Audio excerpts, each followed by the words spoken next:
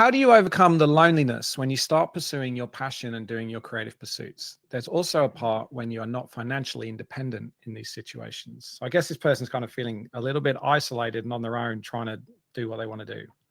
Mm-hmm.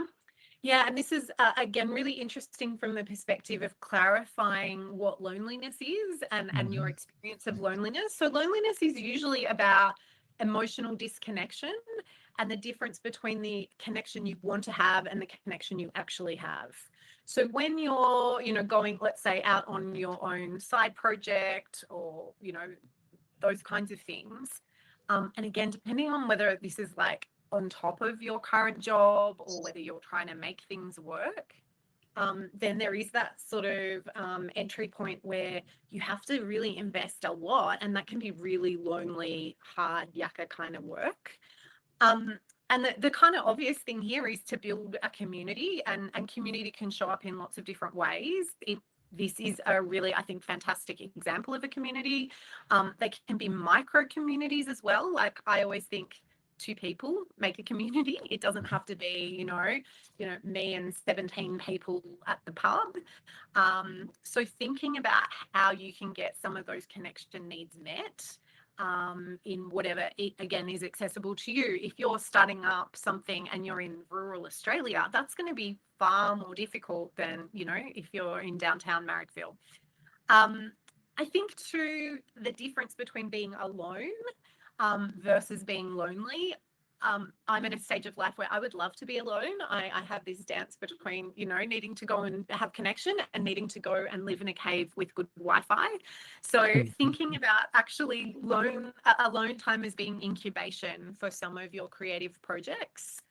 And thinking about how you kind of get that dance between alone versus not too much loneliness. So what kind of connection do you want to have? How do you use routines and rituals to actually then support building in that connection into your like weekly well-being menu?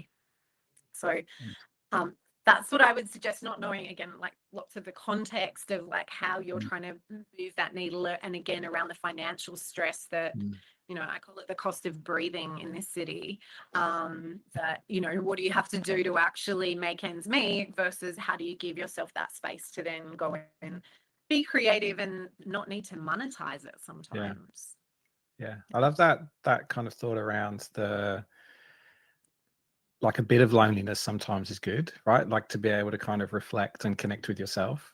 This isn't a kind of either or. I'm not either lonely or just surrounded by people. It's got to be. Yeah. So loneliness is usually the bad side of solitude. So nourishing solitude and that kind of reflective, contemplative time versus where are my people? I'm feeling like, this island in the stream where and sometimes that comes from also the type of creative work or like your own kind of like what we just were talking about, that your own internal world of what you're trying to create versus what other people are seeing. And just sometimes I think we feel far more different than we do similar, which is sort of an indictment generally on society at the moment. Have you had to balance or overcome the loneliness, Jeremy?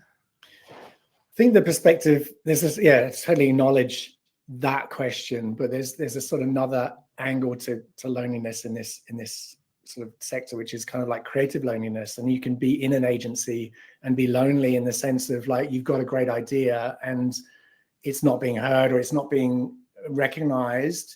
Or you might have a passion project. I'm not just coming off the back of 2 years of like early morning coding, trying to get an app done on the side, which is incredibly lonely. And I don't, sometimes you question why you're doing these things and sort of investing all this time. It can be incredibly lonely, but sort of keeping in mind that every project needs a champion, and if you believe in that project enough to get it through, whether that's, creating an app or creating an illustration, whatever it is, if that project needs that champion to realize it, which can be lonely. It's great when people buy into that project and start to see the value and start to come on board, but it's always going to need somebody at the helm, and that can be quite a lonely space sometimes. Is that also, do you think, the hard point in this question as well is the pursuing your passion, because your passion is your passion, right? Like to try and overcome the loneliness, it's kind of finding other people with that same passion as well, and that can be quite hard because you've invested so much in it, or you've been bringing something to it, but actually other people haven't been on that journey yet. 100%. Yeah, I think it's really important to connect, if you can, to find pockets of people that at least you can talk to about the project or have an interest in it. It really does help, I think. Yeah. And I think it's sometimes hard to find somebody with that same passion project, but anyone with another passion project is like one of your posse. And so even having co-working spaces, like this morning, my other project, MetaWell, we did a favorite saves co-work where literally 9 people from around the world got together and went through their saved content, so that we had created space to actually look at all these digital accoutrements we're gathering to then be able to make it useful. And that's I stayed so on task because I knew that there were all these other people. So even when you're doing your own thing, sitting in virtual spaces and actually checking in every 45 minutes going, what did you just do? Are you on track? That can be a really good way to create that community and accountability so that, you're around other people who are working towards that, endeavor together. Yeah. I like that idea. That's cool.